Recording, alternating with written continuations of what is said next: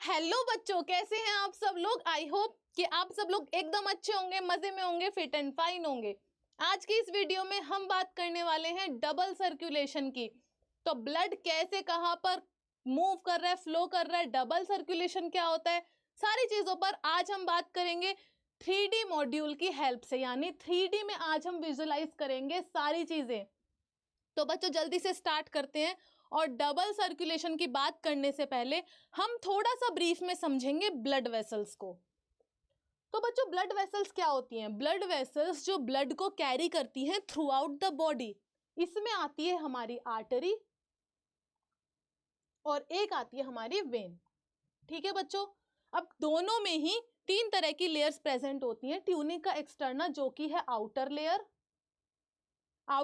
जो कि structure and shape provide करेगी वेसल को। उसके बाद आती है हमारी मिडल लेयर, ट्यूनिका मीडिया, जो कि इलास्टिक एंड मस्कुलर टिश्यू से बनी होती है और इंटरनल डायमीटर को रेगुलेट करती है। अपना डायमीटर बच्चों वेसल चेंज कर सकती है ब्लड फ्लो एंड प्रेशर को मेंटेन करने के लिए। ट्यूनिका इंटीमा आती है हमारी। उसके बाद इंटरनल लेयर जो कि ब्लड की होती है डायरेक्ट कॉन्टेक्ट में। ये जो स्पेस है बच्चों, ये देखो, यहां पर ब्लड फ्लो करेगा जिसे हम ल्यूमन बोलते हैं, और डायरेक्ट कांटेक्ट में रहेगी हमारी इंटरनल लेयर। ठीक है बच्चों, और ये देगी फ्रिक्शनलेस मूवमेंट ब्लड की। तो ये हो गई हमारी 3 लेयर। अब देखते हैं बच्चों इसका छोटा सा कंपैरिजन। तो बच्चों जो आर्टरी होती है वो होती है थिक, ठीक है, और कैरी करती है ऑक्सीजनेटेड ब्लड। वहीं पर वेन होती है thin as compare to arteries और कैरी करती है डीऑक्सीजनेटेड ब्लड। इसमें प्रेशर रहेगा कम, इसमें ब्लड का प्रेशर रहेगा हाई। अब एक और सिग्निफिकेंट डिफरेंस अगर आपने नोट किया हो दोनों में, तो यहां पर एक स्ट्रक्चर आपको दिख रहा होगा, ये जो कि यहां आर्टरीज में एब्सेंट है। तो क्या है ये बच्चों? ये है वॉल्व। अब थोड़ा सा वॉल्व के बारे में समझते हैं कि ये वेन में ही प्रेजेंट होती है, आर्टरीज में क्यों नहीं। क्योंकि बच्चों वेन डीऑक्सीजनेटेड ब्लड जब कैरी करती है लोअर, सपोज करो लोअर बॉडी पार्ट से हार्ट तक वो कैरी करके लेकर आ रही है ब्लड को, ठीक है। अब जो मूवमेंट होगी, जो फ्लो होगा, वो कैसा होगा?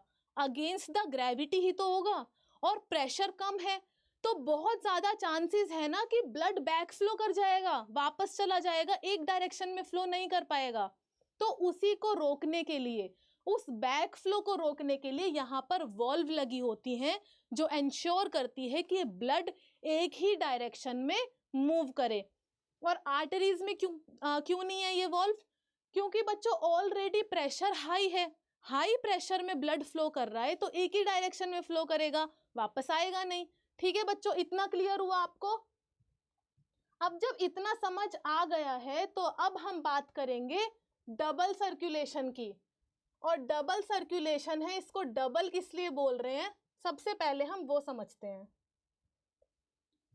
तो बच्चों डबल सर्कुलेशन हम इसलिए बोल रहे हैं क्योंकि 2 बार फ्लो हो रहा है।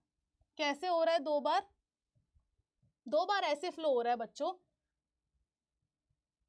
कि एक तो है ये हार्ट और लंग्स के बीच में, एक फ्लो हार्ट से और लंग्स के बीच में ब्लड फ्लो कर रहा है, और एक है हार्ट और बॉडी पार्ट्स के बीच में।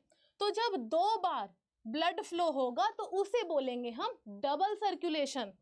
तो बच्चों देखते हैं कि कौन से 2 टाइप है सर्कुलेशन के। तो एक तो है पल्मोनरी सर्कुलेशन, और दूसरा क्या है? दूसरा है सिस्टमिक सर्कुलेशन। पल्मोनरी जहां पर भी वर्ड आया मतलब हमारी लंग्स की बात हो रही है। बायो में कहीं पर भी पल्मोनरी वर्ड आएगा मतलब लंग्स के बारे में कुछ बात हो रही है। ठीक है ना बच्चों? अब यहां पर ये 2 बार हुआ, पल्मोनरी सर्कुलेशन हार्ट और लंग्स के बीच में, सिस्टमिक हार्ट और बॉडी पार्ट्स के बीच में। तो बच्चों कैसे ब्लड फ्लो कर रहा है, कहां से कहां पर कर रहा है, अब वो देखते हैं। तो बच्चों हार्ट बना होता है 4 चैम्बर से, right atrium, right ventricle, left atrium और लेफ्ट वेंट्रिकल। ये हो गए 4 चैम्बर। Left ventricle. तो बच्चों सिस्टमिक से स्टार्ट करते हैं। बॉडी पार्ट्स यानी बॉडी पार्ट से डीऑक्सीजनेटेड ब्लड आएगा राइट आर्टरियम में, और कौन लेकर आएगा? लेकर आएगी वेना केवा। ठीक है बच्चों, अब वेना केवा भी दो तरह की होती है, इंफीरियर और सुपीरियर, और हमें नाम से ही समझ आ रहा है कि सुपीरियर अपर बॉडी पार्ट से डीऑक्सीजनेटेड ब्लड लेकर आएगी और इंफीरियर केवा लेकर आएगी लोअर बॉडी पार्ट से। और सारा डीऑक्सीजनेटेड ब्लड कहाँ आ जाएगा बच्चों? राइट आर्टरियम में। अब राइट आर्टरियम से कॉन्ट्रैक्ट होगा और ब्लड जाएगा राइट वेंट्रिकल में, और जब राइट वेंट्रिकल कॉन्ट्रैक्ट करेगा तो ब्लड सीधा जाएगा लंग्स में, और कौन लेकर जाएगा बच्चों? Pulmonary artery. अब जब मैं बात कर रही थी ब्लड वेसल्स की तो मैंने कहा कि आर्टरीज ऑक्सीजनेटेड ब्लड कैरी करती हैं। यहाँ पर मैंने कहा कि डीऑक्सीजनेटेड ब्लड पल्मोनरी आर्टरी लेके जा रही है। तो ये कैसे हुआ बच्चों? ये तो कॉन्ट्राडिक्टरी स्टेटमेंट हो गई। तो बच्चों यहाँ पर एक छोटा सा ट्विस्ट यानी एक्सेप्शन, यहाँ पर एक एक्सेप्शन है। पल्मोनरी सर्कुलेशन में pulmonary artery deoxygenated blood carry करती है, और लंग्स में जब ऑक्सीजनेशन हो जाएगा, प्योरिफिकेशन हो जाएगा ब्लड का, तो ऑक्सीजनेटेड ब्लड कैरी करेगी पल्मोनरी वेन। यहाँ पर है दूसरा ट्विस्ट यानी दूसरा exception, pulmonary vein oxygenated blood carry कर रही है। तो यहाँ पर केस है अपोजिट, और ये दो एक्सेप्शन आपको याद रखने हैं। अब जब ब्लड आएगा लेफ्ट आर्टरियम में और इसके कॉन्ट्रैक्शन से जाएगा लेफ्ट वेंट्रिकल में, और उसके बाद जाएगा बच्चों ये ऑक्सीजनेटेड ब्लड सारे बॉडी पार्ट्स में, किसके थ्रू? एयोर्टा के थ्रू, जो कि है largest blood vessel, largest artery. तो ये लेकर जाएगी सारे बॉडी पार्ट्स में ऑक्सीजनेटेड ब्लड को। तो बच्चों ये हो गया हमारा डबल सर्कुलेशन। आई होप आपको ये बहुत अच्छे से समझ आ गया होगा। तो हम एक छोटा सा क्विक रिकैप कर लेते हैं। बॉडी पार्ट से डीऑक्सीजनेटेड ब्लड वेना केवा के थ्रू जाएगा राइट आर्टरियम में, राइट आर्टरियम से जाएगा राइट वेंट्रिकल में, और उसके बाद इसके कॉन्ट्रैक्शन के बाद ब्लड पहुंचेगा सीधा लंग्स में, और कौन लेकर जाएगा?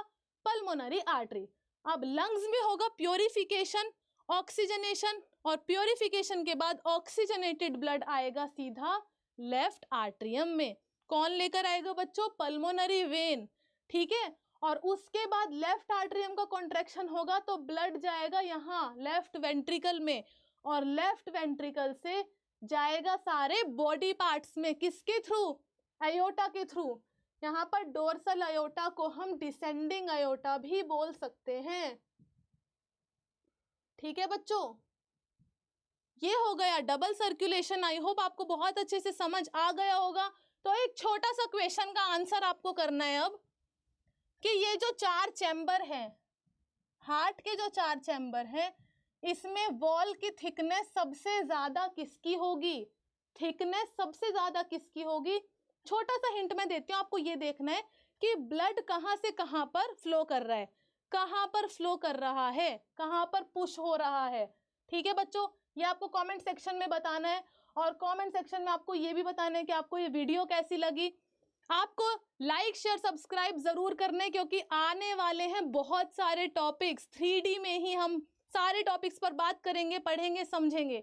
ठीक है बच्चों, तो आने वाले सेशन में, आने वाले वीडियो तक all the best, thank you. Next session में मिलेंगे, नेक्स्ट वीडियो में मिलेंगे बच्चों। All the best, thank you so much.